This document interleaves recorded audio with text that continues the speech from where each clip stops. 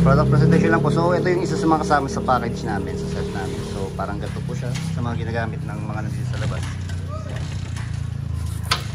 Yan. So ito po kasi wala pa siyang guide dito, so for presentation lang naman po to.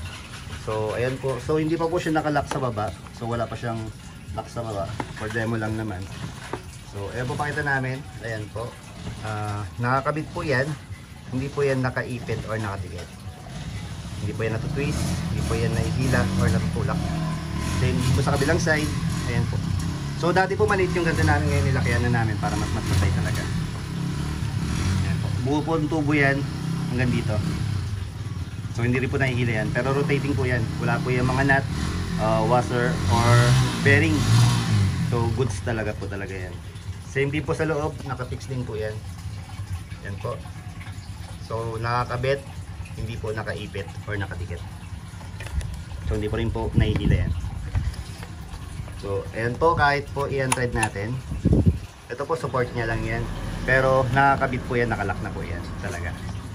So ayan po, yan po na in-thread natin. So kahit po ilahin natin yan, so gumagalaw po siya kasi hindi po nakalock sa baba. So kahit po ilahilahin po natin yan, hindi po yan matatanggal dahil nakakabit po yan, nakafix po siya. Hindi po siya nakaipit. So nakakabit po yan. Ito din po nakakabit sa kabila side, nakakabit. So beware na lang po sa mga nagsasabi na yung mga gamit namin is yung parehas din sa kanila. So imposible po yun. So kami po yung gumawa ng ganito dito sa Pilipinas yung unang-una. So imposible po na parehas yan. So functional po talaga yan. So yung ikot niyan po centered din po talaga.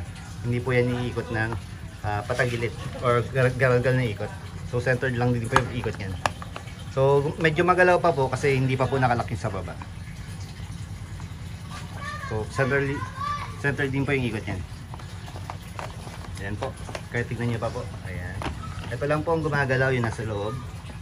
Then yung nasa labas po, hindi po yan gagalaw. So ito po yung isang hose dito, whip line.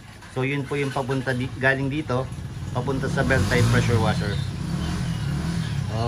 Yung iba po nagpapagawa sa amin ng ganito kasi nagre-request para sa mga compressor naman, yung pang mga air type na hose reel. So pwede naman din po sa amin yung depende po kung may available kami. Ito kasi sa mga ano namin to, sa mga set talaga namin to ginagawa, yung mga set namin.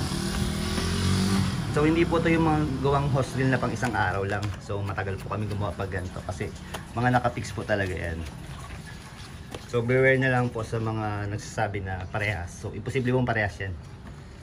So alam namin yung gawa namin sa gawa na iba. So siguro po may mga pagkakaparehas sa itsura, pero sa quality po at tibay, imposible po na parehas yun. So kasi kayo po yung gumawa niyan. So ayan po, kita nyo naman yung ikot.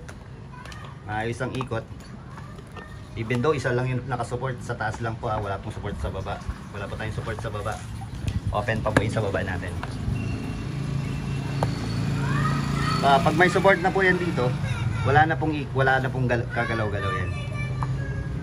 So ito for demo lang po, hindi pa po natin, wala po tayo nakalagay na center guide para sa hose.